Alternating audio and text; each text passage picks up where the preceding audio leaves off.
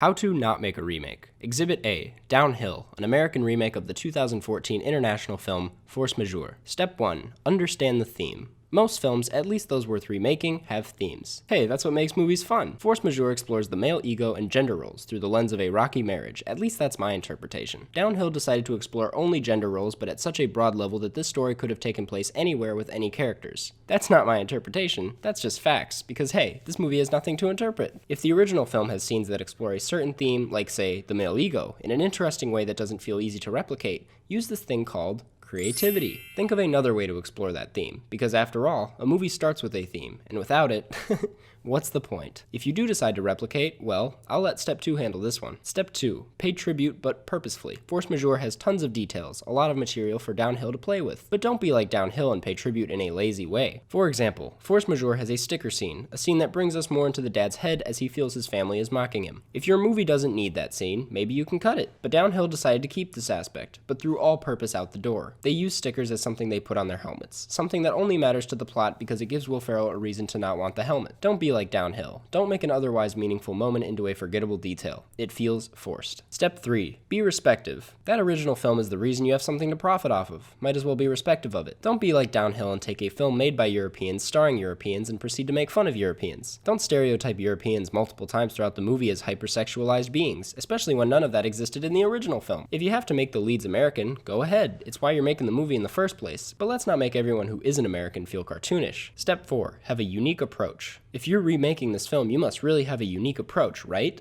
Right? Well then why are you making it? To make money? Well that's stupid. If you're gonna remake a film like Force Majeure, something with tons of unique artistic choices that you don't want to copy, maybe, I don't know, throw in your own artistic choices. Don't turn the classic avalanche scene into the most Hollywood interpretation possible. Be, what's the word? Oh right, creative. Step 5. Have a purpose. I mean you had to have some purpose, right? Okay, maybe it was to make people laugh, make an American comedy, I like that. Well in that case, remember to make it funny. Force Majeure is a delicate movie that is only sometimes funny in the original because of a very specific mood the film sets you up with. If you don't have that mood, you're gonna need a lot of jokes. No, silly, not European stereotype jokes, actual, respectable, original jokes. Oh, but you want it to be taken seriously? Well then maybe we shouldn't cast Will Ferrell as the lead. In that case, I think Force Majeure has the legitimacy thing covered. Maybe you just wanted to make something fun and rewatchable.